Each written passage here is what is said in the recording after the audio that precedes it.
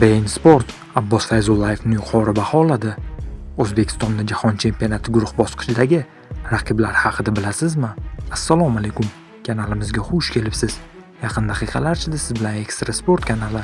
Videolarimizga like bosib, bizni qo'llab-quvvatlayotgan barchaga rahmat. Aynan sizni qo'llab-quvvatlashlaringiz tufayli biz ishlashda davom etamiz.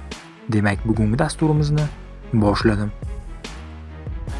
7000 dan ortiq o'yinlar va 300 dan ortiq turdagi sport bo'yicha hodisalar, 1000 dan ortiq hodisalar, har kuni Lucky Parivelda bepul imkoniyat, har bir depozitlarga esa 200% bonus va 11% cashback taqdim etiladi. Bunaqasi faqat Lucky Parida.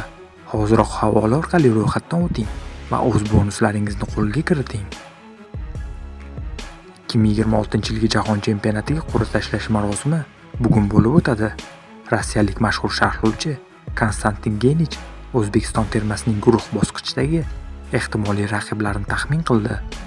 Uning fikricha, vakillarimiz turnirning asosiy favoritlaridan biri sanalgan Ispaniya, shuningdek Kolumbiya va tarixda ilk bor mundial yo'llanmasiga ega chiqqan Kursaro bilan bir guruhga tushishi mumkin. Genich ushbu jamoalar o'rtasida uchrashuvlar nihoyatda qiziqarli bo'lishini ta'kidladi. Ma'lumot uchun AQSh, Kanada va Meksika mezbonlik qiladigan musobaqa 2026-yil 11-iyunda start oladi. Turkiyaning Bein Sport kanali efirga uzatilgan 10 numara ko'rsatuvida futbol tahlilchisi Ugur Meleke Abbosbek Fayzullayevning Kasımpaşa'ga qarshi o'yinini yuqori baholadi. Eldor Shomurodov bilan birga Bashik shahrida yana bir o'zbekistonlik futbolchi bor. Fayzullayev. Melekening fikricha, Fayzullayev yosh, istiqboli katta va rivojlanishga intiladigan juda iqtidorli futbolchi. U 26 daqiqada jarima zarbasidan ajoyib gol urdi.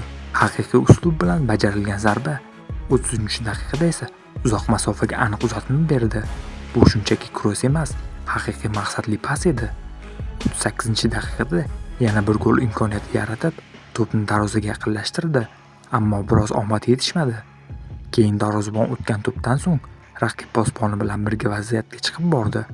Umuman olganda Abbosbek haftaning eng yorqin futbolchilaridan biri bo'ldi, dedi Ugur Meleke.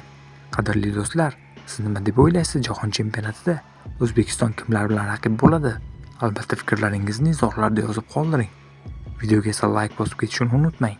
Kelasi dasturlarda ko'rishguncha xayr, salomat bo'ling.